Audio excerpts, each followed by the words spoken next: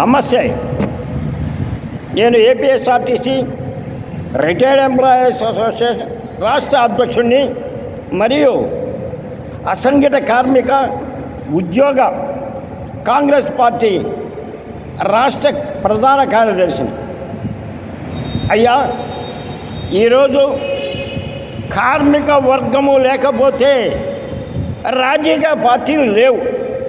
ఎందువల్లంటే ఆ రోజు గాంధీ గారు కమ్యూనిస్టులు చేస్తున్న మోసాన్ని గుర్తించి కార్మికులందరూ కమ్యూనిస్టుల చేతిలో బలైపోతున్నారని చెప్పి ఆయన Indian national trade union Congress అనే దాన్ని స్థాపించి దానిలో రాజకీయ పార్టీకి సంబంధం లేకుండా ఉంచి ప్రతి 5 సంవత్సరాలకు ఒకసారి సమావేశమై ఏ పార్టీ అయితే కార్మికులకు మేలు చేస్తుందో ఆ పార్టీకే మనం మద్దతు ఇవ్వాలని ఒక సిద్ధాంతం పెట్టారు. అంటే కార్మిక వర్గానికి రాజకీయ పార్టీకి ఆయన డివైడ్గా చేశారన్నమాట. అటువంటి వాళ్ళు పెద్దలు చేస్తే ఈనాడు రాజకీయ పార్టీలని ఇటు సిపిఎం సిపిఐలు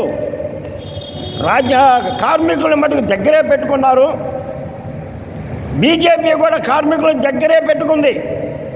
కానీ ఒక కాంగ్రెస్ పార్టీ మాత్రం కార్మికుల దూరంగా పెట్టింది. మరి కాంగ్రెస్ పార్టీ అసంఘటిత కార్మిక ఉద్యోగ కాంగ్రెస్ అని ఒక సమస్యను పెట్టినప్పుడు దానికే కాంగ్రెస్ పార్టీలో ఉన్న అగ్ర నాయకుల నుంచి జిల్లా వ్యవస్థలో ఉన్న నాయకుల వరకు సహకరించాలి, సపోర్ట్ చేయాలి. చేయటం లేదు.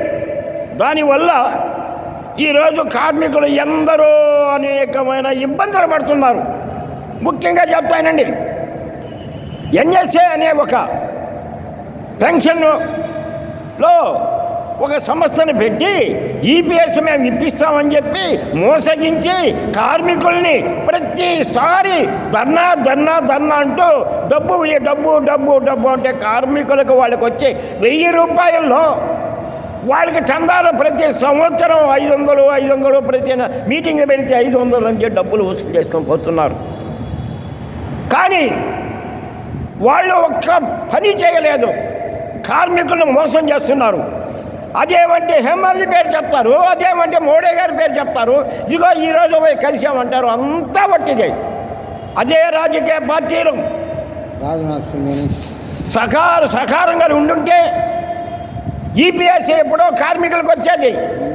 ఈపీఎస్ పరిష్కారం అంటే ఆనాడు 2013లో మేము పోరాటాలు పెట్టుకున్నప్పుడు మమ్మల్ని చూసి బీజేపీ వాళ్ళు వెంకయ్యనాయుడు గారు, సుష్మా స్వరాజ్ గారు మీ సమస్యలు మేము రాజ్యసభలో పెడతామని చెప్పి రాజ్యసభలో పెడితే 3000 రూపాయలు అడిగితే వాళ్ళ 3000 రూపాయలకు మా ఫండ్స్ని డివైడ్ చేయండి అని అడిగితే వెంకయ్యనాయుడు గారు ఒప్పుకున్నందు వల్ల 1000 రూపాయలు చేశారు. అంటే 2013 నుంచి 2024 వరకు ఆ 1000తోనే మేము జీవిస్తున్నాం.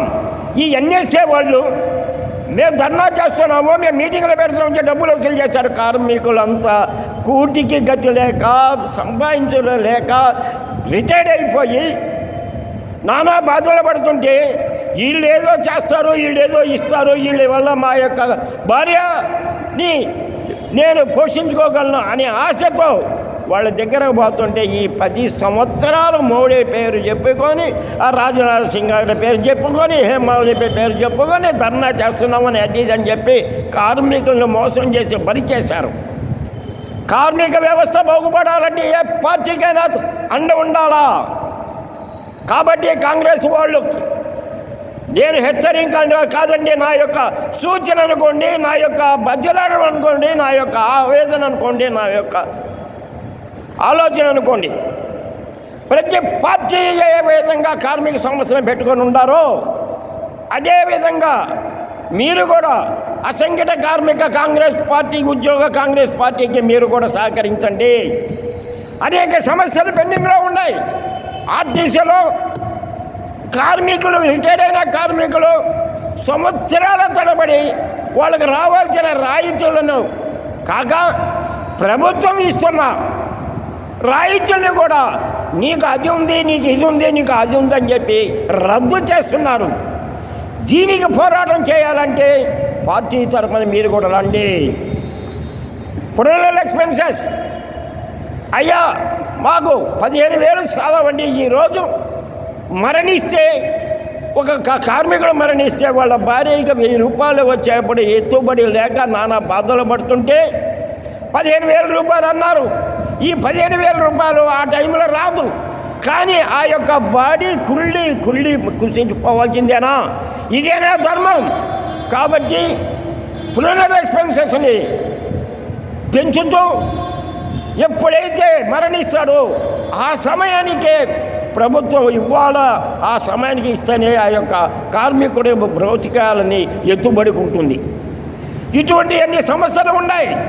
ఫ్యాక్టరీలు మూసేస్తున్నారు, ఆ కార్మికులు రోడ్డును పడుతున్నారు, ఆ ఈపీఎస్ వాళ్ళు సక్రమంగా రావటం లేదు.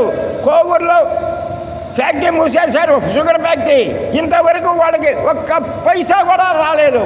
వీటి మీద పోరాటం చేయాలంటే పార్టీలు ఉండాలంటే కొన్ని రాజకీయ పార్టీలు వాళ్ళ యొక్క అనుబంధ సమస్యలు ఏం చేస్తున్నారంటే పోరాటం అని ముందుకు నెడతారు, తర్వాత వాళ్ళకి డబ్బులు వసూలు చేస్తారు, మేనేజ్మెంట్ కడగబోతారు. వాళ్ళ డబ్బులు అడిగి వాళ్ళ దగ్గర డబ్బులు తీసుకొని ఈ యొక్క ఉద్యమాన్ని నీరుగారుస్తున్నారు. ఈ పరిష్కారం కావాలంటే, ఎన్నది కావాలంటే కాంగ్రెస్ పార్టీ లేదు, కాంగ్రెస్ పార్టీ వాళ్ళు చేయరు. కాబట్టి ఈ అసంఘటిత కార్మిక ఉద్యోగ కాంగ్రెస్లో ఉన్నని డెవలప్ చేయండి, కార్మిక సమస్యల మీద పోరాటం చేయండి. కాంగ్రెస్ పార్టీ రేపు రానున్న రోజుల్లో దాదాపు 280 పైన సీట్లు వస్తాయి, అధికారంకి వస్తుంది. అధికారంగా రాగానే ఈ యొక్క కాంగ్రెస్ కూటమి ముందు కార్మిక సమస్యల మీద మీరు పరిష్కారం ఉండాలని, ఆ యొక్క మీరు కార్మికులకు ఎప్పుడైతే న్యాయంగా పనిచేస్తారో పార్టీ పటిష్టంగా ఉంటుంది. ఒకనాడు ఎన్టీయూసీ ఆల్ ఇండియాలో ప్రథమ స్థానంలో ఉండేది, ఈరోజు కనబడటం లేదు. కాబట్టి కాంగ్రెస్ పార్టీ వాళ్ళు ఐఎన్టీయూసీని కాదని అసంఘటిత కార్మిక ఉద్యోగ కాంగ్రెస్ని నెలకొల్పారు. కాబట్టి దాన్ని డెవలప్ చేయడానికి కృషి చేయండి.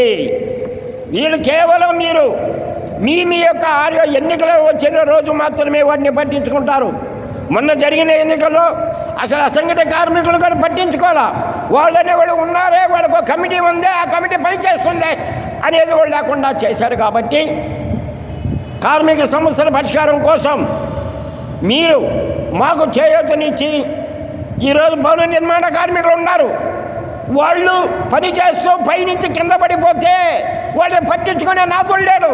వాళ్ళకి ఒక జీవిత బీమాని మీరు చేయాలి.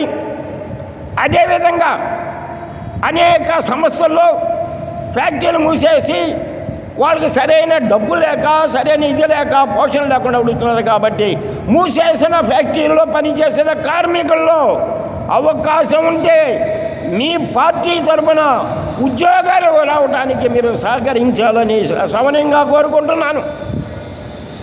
అనేక సమస్యలు మేము పెడుతున్నాం.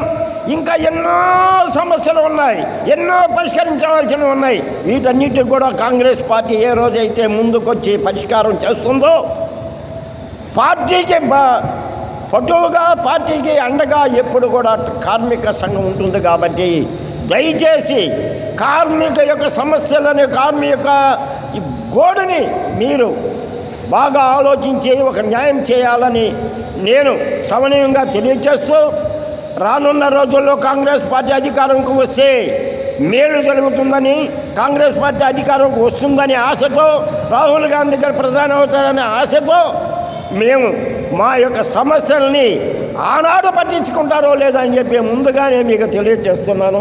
నమస్తే.